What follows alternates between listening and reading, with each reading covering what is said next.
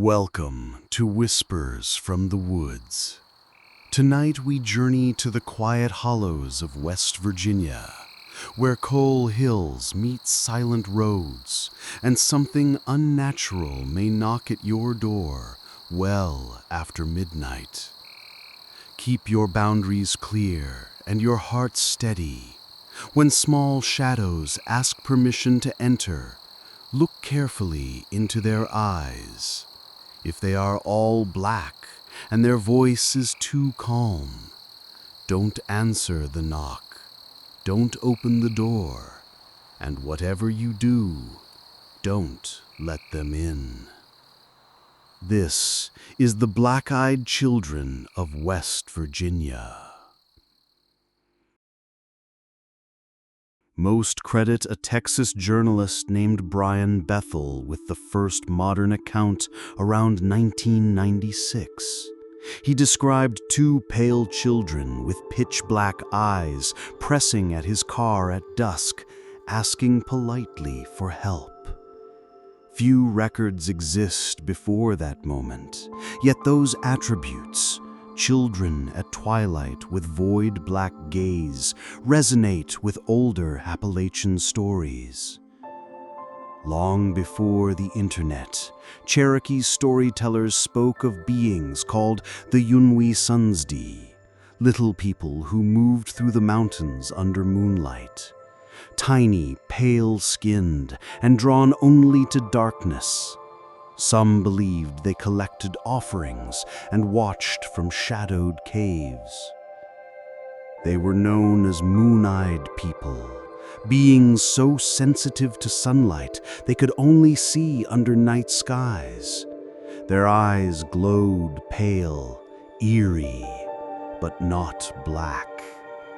Still, their nocturnal nature, their closeness to children, and the hush they carried, a kindred thread.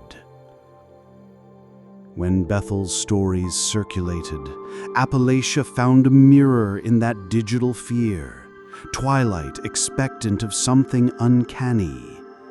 Online forums, Reddit threads, shared first-hand tales of black-eyed figures appearing at roadsides or doorways across the mountain states. These new tales felt timeless, not invented. They moved like old fire from mouth to ear. Shirt-clad children in ragged hoodies with terrifying emptiness behind their eyes. In Appalachian folklore, children symbolize innocence and community. When innocence is inverted, eyes filled with darkness, voices empty, it scares deeper than a monster in the night.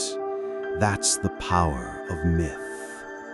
Similar fears appear in bogeyman tales, creatures that come beside your bed if you wander at dark, or stories of vanished children leading others into hollows.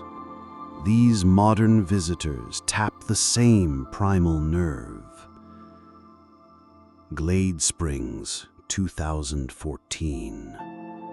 A gated road in Glade Springs, West Virginia, 3 a.m. A man hears a knock. Two boys stand at his storm door. One teenage, one younger, hooded in dark sweatshirts. Their voice, calm, flat. "We've been in an accident. We need to use your phone." The man watches as they whisper his girlfriend's name. Then they looked up, all black-eyed. No iris, no pupil, no life. The man staggered back, a ringing in his ears. A childhood memory flashed, and then they vanished. Black-eyed children follow the same pattern. Late-night knocks, emotionless voice, a request that feels urgent. They use what they learn, names, addresses, to disarm you. If denied entrance, they stay. They linger, they plead, until fear shuts off your mind.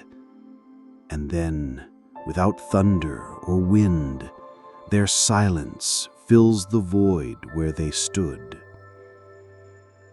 But Glade Springs wasn't alone. In Pickens Park, 4 such children stood silent at the edge of light. Around 9 p.m. one autumn night, a teenage couple lounged at a quiet park in Pickens, deep in West Virginia's hollows. Their car sat by empty picnic tables, woods pressing close. The engine died as they prepared to leave. Nothing new, they thought.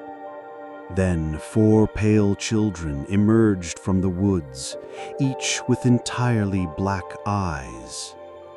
No smiles, no words, just faint lights drifting on the folds of their innocence.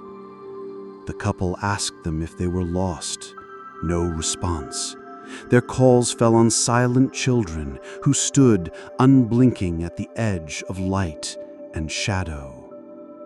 The couple tried the engine again. It started. They drove off. In the rear view, the children remained, just silhouettes at the edge of the woods. The fear lingered, the memory seething like embers. Further west, near Point Pleasant, the eyes appeared again, this time at a late-night workshop, demanding help, offering nothing but dread. Near Point Pleasant, where legends of the Mothman swirl, 2 co-workers sat late at a factory. Around 11:10 p.m., they heard a knock. The camera's peephole revealed 2 young boys in black hoodies. They asked politely for help. But when the workers looked closer, their eyes were pure void. No iris, no reflection, just abyss. A chill clamped across the room like ice. They stepped back, hearts pounding, but the knock came again. They never returned to the door. The electricity failed moments later. The echo of those eyes, they say, remains etched in memory.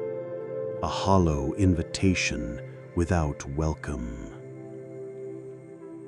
Victims often report symptoms that linger: nausea, ringing ears, chilling dread, suggesting more than mere illusion. Skeptics call it hallucination, urban myth, but the repetition, the calm cunning, the black void of eyes defies coincidence. If they knock, do not answer. Do not peer through the glass. Once you send them away, do not look back. Legends say speaking their name or matching their gaze gives them the power to stay. Never open unless your mind is your own. Black-eyed children may vanish without trace, but their presence echoes in the hush that follows. They claim to be children, but enter your world, you may never return the same. Have you felt a knock in the dark you couldn't explain? Share your whisper below. Subscribe to walk deeper into Appalachia's unseen realms. This has been Whispers from the Woods, where even children in the dark may carry a shadow. Until you hear that knock, beware.